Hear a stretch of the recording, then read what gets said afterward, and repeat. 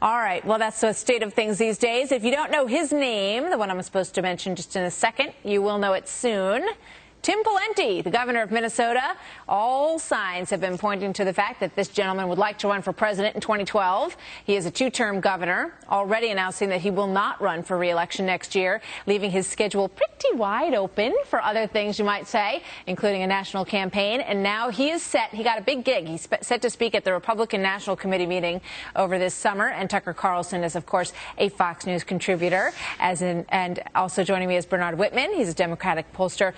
Gentlemen, welcome. Good to have you here. Tucker, you suggest that you don't think Mr. Pawlentys has the charisma to go all the way.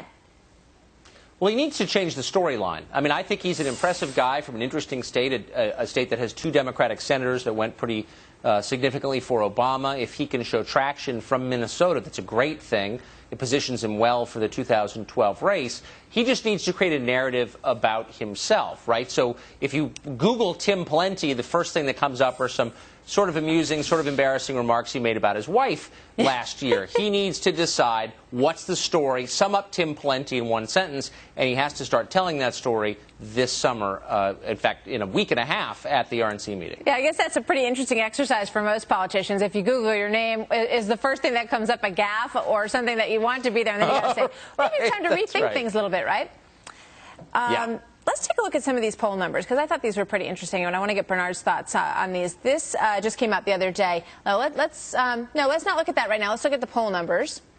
Mitt Romney versus Barack Obama. They come out even, Bernard. What do you think about that? Look, Barack Obama's poll numbers were in the stratosphere, and they were absolutely going to come down once the rubber met the road. The American people are tremendously impatient. We have the worst economy in more than 50 years. We're trying to get health care done. We're still have a two-front war going on. So, frankly, I'm not surprised. I think 46-45 is a little optimistic on the Republican side. But one thing we know about Barack Obama, he is an extraordinary campaigner. Much more difficult to govern than campaign. But is he? I'm curious what you think, Bernard, because we just watched him come out and he talked about health care, and I don't want to talk about health care right now because we're going to save that for the next hour. But how do you think he's doing as a communicator, as president? I think he's doing good. I give him a B+. I think that the administration probably underestimated just how heavy a lift health care was going to be. And Frank, if I had to go back and sort of do it from the beginning, I probably would have had a pre-phase where they had rolled out communications to key elites earlier. Look, we got the endorsement of the AMA, which is huge, but I think that there are other levers that the president can use. So you feel like they're not handling the selling correctly, and I do want to get into that a little bit more with you. Let's look at the Palin number against Barack Obama. Who scares you more as a Democrat, Sarah Palin or Mitt Romney at this point? And then we're going to talk, and Tim Pawlentys. I'll throw his name in there, too. Well, one thing that we learned from last time around is no one is outside the possible consideration. I mean, who had heard of Barack Obama in the summer of 2005? So I do believe Tucker's right. He does need to create a narrative, but it's so far away that I'd have to say Tim Pawlentys has a shot. But of the 3 or 4 people being mentioned, certainly Mitt Romney, because he almost got it done last time. I think it's all about building name recognition at this point, which is something that I want to talk to Tucker Carlson about, because he spoke to someone who certainly has a lot of name recognition, and in some cases it might be a negative as far as some people are concerned with regard to Jeb Bush. Tucker, I got to tell you, this was such an interesting interview that you did with Jeb Bush. And you know, what were your impressions of what he wants? What does he want for Jeb Bush right now? Well, I mean, I think first and foremost, he wants to build a business. He said he wanted to build some financial security for his family. He's deeply interested in education reform. Most people who claim to be interested in education reform aren't. They say it because they're supposed to. I was waiting for him in the anteroom of his office, and I could hear the conversation he was having with some education reformer from California. It's a genuine passion of his. He's involved in that, has been for 20 years.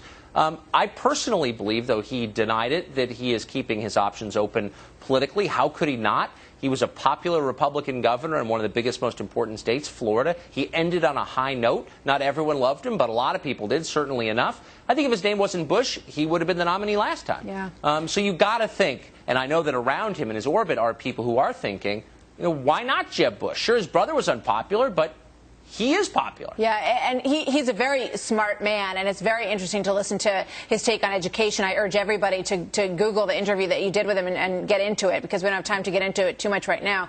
Let's pull up a quote, though, from this, because he takes very subtle aim at a few Republican competitors, I think, in this quote. And he says there's a road to redemption, but the road to redemption requires some humility and some patience. To campaign on these ideas is a good way to do it. And he also talks about it's not the person's ambition. And, you know, anyone's mind can go to people who have been sort of characterized as very ambitious on the Republican side. And it's about the power of ideas. He really wants this to be focused on conservative ideas and not personality. Wouldn't you say, Tucker?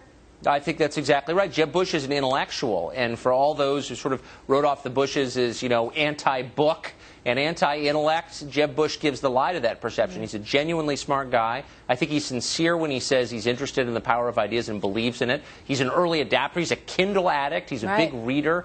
And I think, yeah, I think he means it. At very least, he could help revive the Republican Party and sort of give it the ideas it needs to get back on its feet. And I hope the party will be open to that. And he may be smart to hang back at this point and focus on ideas. Bernard, just a quick thought on Jeb Bush before we wrap it up till later. I think that Jeb Bush is absolutely going to be a factor in this, whether front and center or on the sidelines.